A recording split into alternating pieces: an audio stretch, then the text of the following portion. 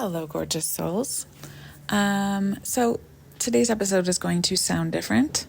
It's probably going to be a little shorter than normal. You're probably going to hear different background sounds. And that is because I am recording this podcast at the end of the hallway in a hospital. I was just going to do a rerun of an old episode again today, but I just had some things that I've been really thinking about and I wanted to share. I have been here in the hospital for, I guess we've been in here 9 days, here with my daughter, Emily. I'm not going to go into the details of why she's in the hospital because it's not important and it's not for me to share. But I will say, I know there's a lot of people who listen to this podcast. If any of you happen to be like Dr. House or a healthcare professional that loves to solve medical mysteries, hit me up. I got a case for you. But today's episode, it's going to be quick because I'm very tired. And my priority right now is Emily. I'm standing or sitting at the end of the hall, staring at her door, just thinking about how much I want to get back in there. But for now, I have things I want to tell you. I've had a lot of time to think. If you have been in the hospital ever, you know that it's about 10% rush, do a lot of things, people coming in, talking, going and doing things, testing.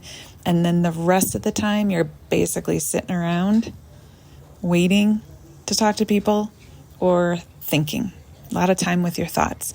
And it probably goes without saying that if you are in a hospital for whatever reason, that thinking can very easily go to a dark place.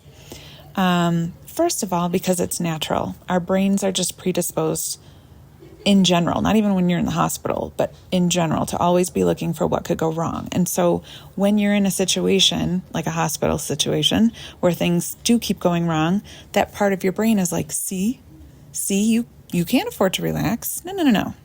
Calm AF tools, never heard of them. You may not let your guard down. Stay hypervigilant. Think of all the worst case scenarios. Play them over and over in your head. See if you can figure out how to prevent them from happening, right? This is where our brain really loves to go just in general, but especially when you are in difficult situations. Your brain loves to try to justify catastrophic thinking. And this kind of thinking is exhausting in every single way, physically, emotionally, spiritually, mentally. If there's any other way to be exhausted, that too, energetically.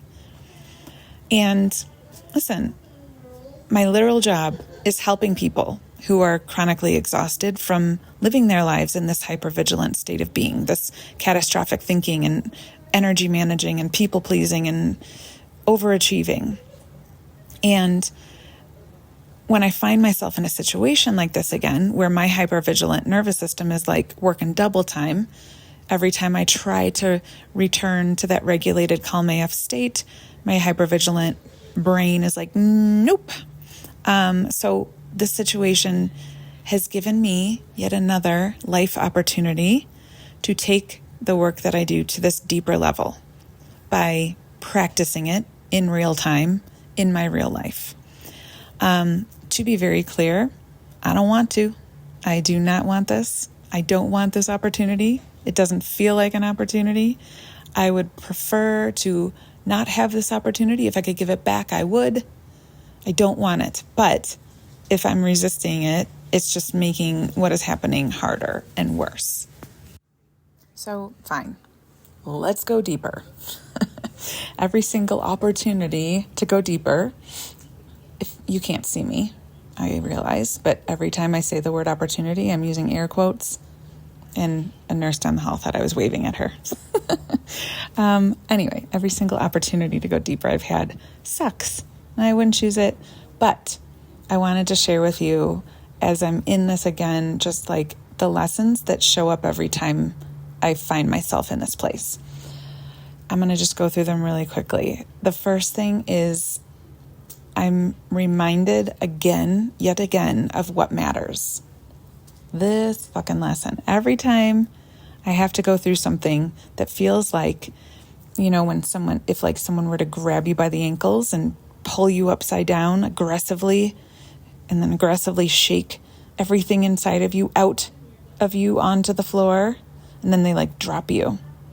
And now you just have to like pick up the pieces. I need a word to describe that. I use this analogy a lot because this is how it feels. These quote unquote opportunities really feel like this. I need to come up with like a word for this, but every time it happens, I'm reminded that what matters is very simple. People matter, love matters, moments matter, connections matter. Simple, simple moments. And it's funny, whenever I find myself in these types of quote unquote opportunities, I find myself craving, like I just want to do laundry. Like I just want to do nothing but something simple like laundry, or I want to make dinner, or I just want to sit down with my family and watch a show or go for a walk. It's like no matter how many times we have to go through something to remember what matters, we forget it again.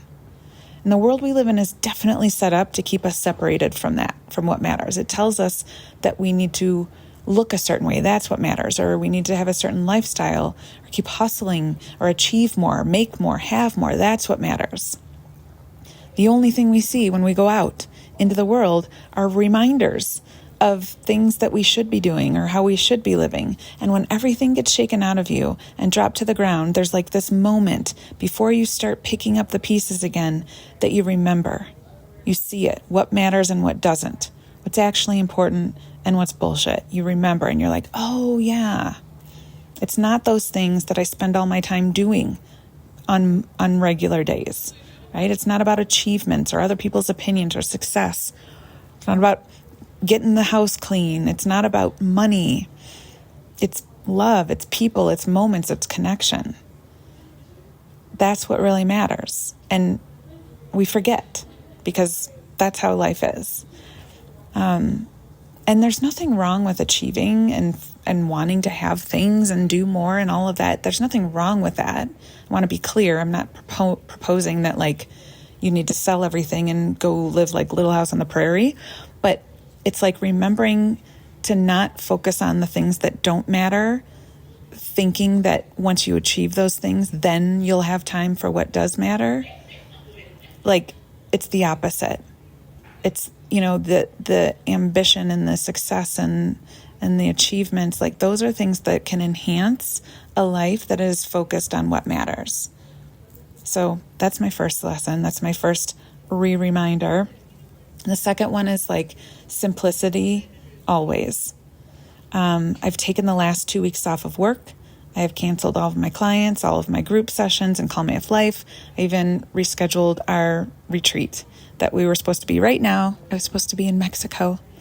But obviously there's nowhere else I would be right now than with Emily, and my clients are amazing humans and understand that and didn't have any thought. They were like, stay, we will reschedule. Don't even worry about it.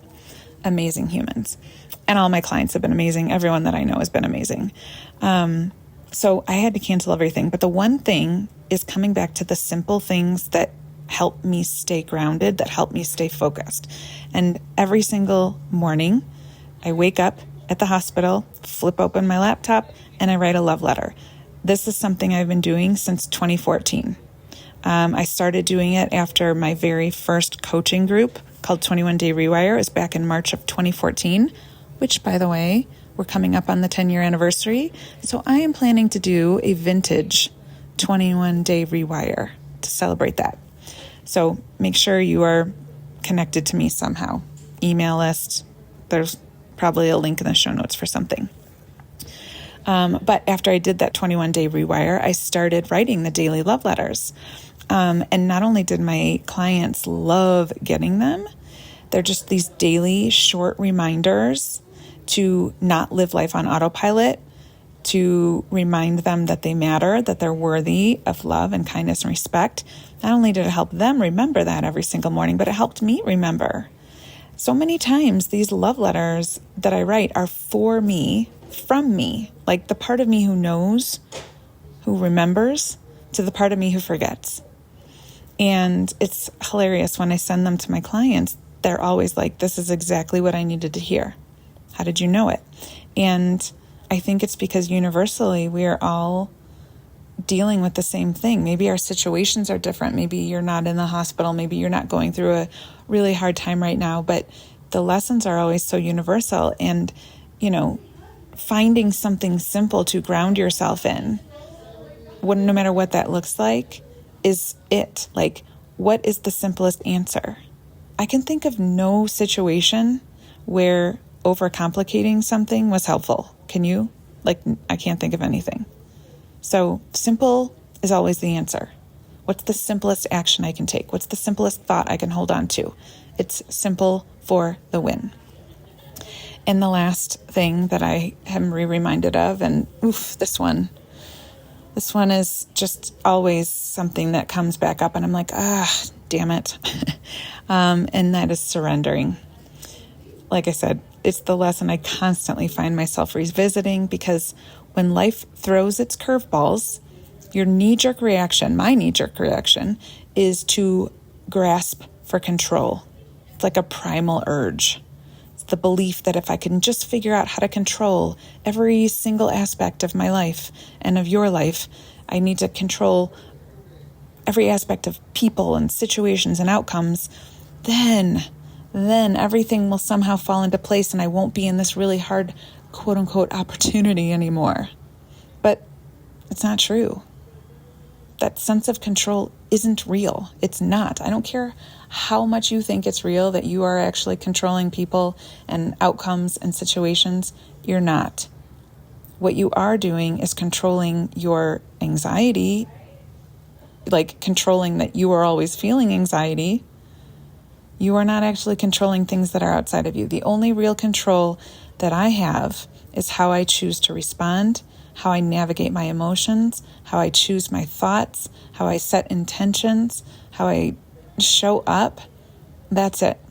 And surrendering, by the way, doesn't mean giving up.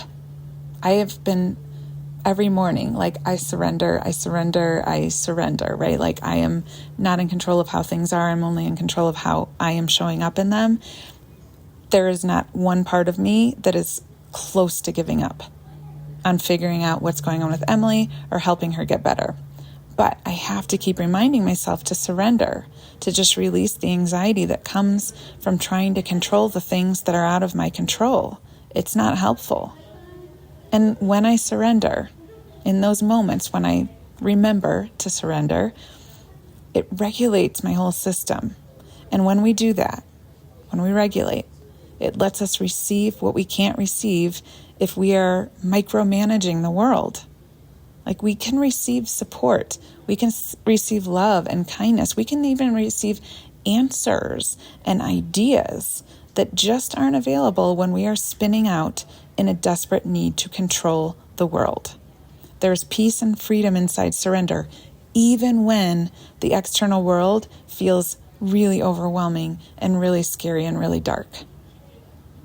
So that's where I'm at, right in the middle of a brand new opportunity to go deeper. Like I said, I don't want it, not even a little. I'm not grateful for it. I'm mad. I'm mad about this opportunity. I'm sad, but that doesn't change the fact that it's here. So I thought I would share with you how I'm moving through this in real time, in case you're going through something that you don't want to be going through right now. Some quote unquote opportunity, whether it's a big life transition, a health issue, a relationship conflict, something with work, whatever it is. I hope that maybe this episode can serve as a reminder for you too, to remember what matters, to keep things simple, and always surrender, because the alternative is just harder, and you're already going through something hard. There's no need to make it harder on yourself. All right, I'm going to leave it there. Somehow I managed to do this without any overhead announcements. But I appreciate you listening. Thank you for being amazing humans. And I will be here with you next week, hopefully with some really amazing news. All right, love you so much. Bye.